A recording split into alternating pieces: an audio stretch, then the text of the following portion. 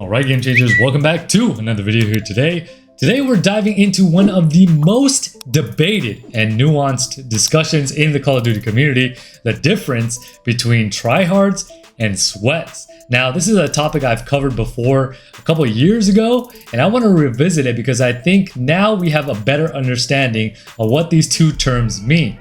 We've all encountered them, whether you're playing casually or grinding for the next tier in ranked mode. But what separates a tryhard from a sweat? Why do these labels even exist? And what do they say about the current state of Call of Duty multiplayer? I'm going to cover all of that in today's video. But before we get too deep into the differences, we first need to break down where these terms even came from and what they originally meant. The term tryhard has been around for a while, not just in Call of Duty, but in many competitive games. Especially, a tryhard is a player who appears to put excessive effort into a game even when the situation might not call for it. In casual lobbies, tryhards are the ones running meta loadouts, using the best weapons, drop shotting, generally acting like they're in the final round of a tournament. Sweat, on the other hand, is a more modern term that often carries the same connotation but has a slightly different tone or flavor.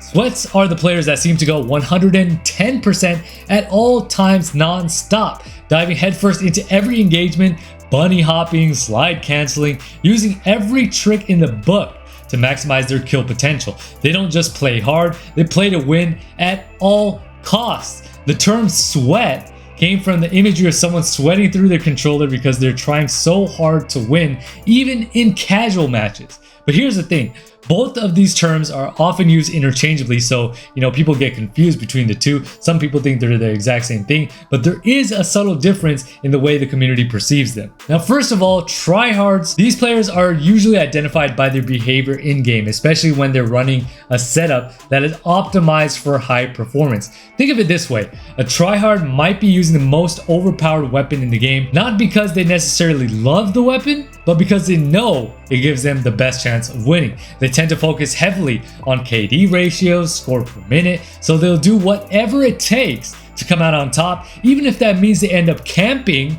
in certain situations or playing more passively. To the rest of the lobby, this makes them come across as annoying or overly competitive, especially in a casual game mode. They're known for running perks like Ghost, Cold-Blooded to avoid UAVs, for throwing up claymores in random corners, and for always having a UAV or a radar jammer up. For tryhards, winning is everything, but they're usually playing with some degree of strategy in mind because while they may go hard, they don't often have that hyperactive, frenzied style that defines a sweat. Instead, they're more methodical, trying to exploit the game's mechanics in a way that gives them the advantage without necessarily exerting that insane physical effort. In other words, they're playing to win, but also to be as efficient as possible. Now here is where the sweats come in. Now I would consider myself a sweat. You can see it by the gameplay. This is from my years of playing Call of Duty. I've just had to adapt to become this way, but these type of players are a whole different breed, and there are people who are sweats way beyond my level and way better than me, so I'm by no means the worst sweat out there. But if tryhards are the methodical pros, sweats are like the gaming equivalent of athletes on steroids. Every movement they make is fast, aggressive, and high octane. They're just trying to win, they're trying to dominate, and you'll often see sweats slide canceling, bunny hopping around corners, using cracked aim sensitivity settings that seem like they should be impossible to control, while a tryhard might occasionally camp to hold a position or play defensively. Sweats are constantly on the move. They'll push every fight they see, no matter the odds, and somehow come out on top through sheer reaction time and mechanical skill. One of the key differences between sweats and tryhards is that sweats are usually hyper-focused on movement and map control, and they want to be everywhere at once, controlling the flow of the match through aggressive tactics. And these players are the ones who these are the types of players who seem to be playing on high-stakes competition, even when they're just in a regular public match.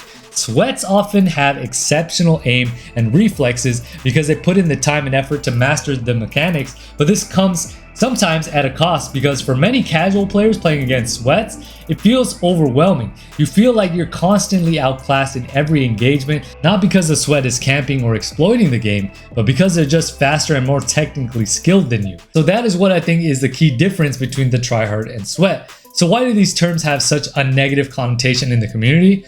Well, part of it has to do with how they disrupt the experience for the more casual players. In a game like Call of Duty, there's a wide range of skill levels in public lobbies, especially in modes like TDM or Domination.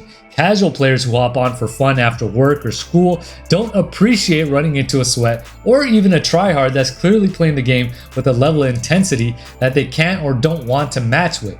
From the perspective of casuals, Tryhards and Sweats ruin the fun because they force everyone else to sweat just to keep up. It turns what should be a laid-back gaming session into something that feels much more competitive, and this is also a part of why skill-based matchmaking has been so controversial in recent Call of Duty titles, and SBMM is just designed to group players with similar skill levels together, but to a lot of casual players it just feels like it results in more sweaty matches, which kills the fun, and I honestly have to agree with that. So back to the original question, what's the key difference between a Tryhard and a Sweat?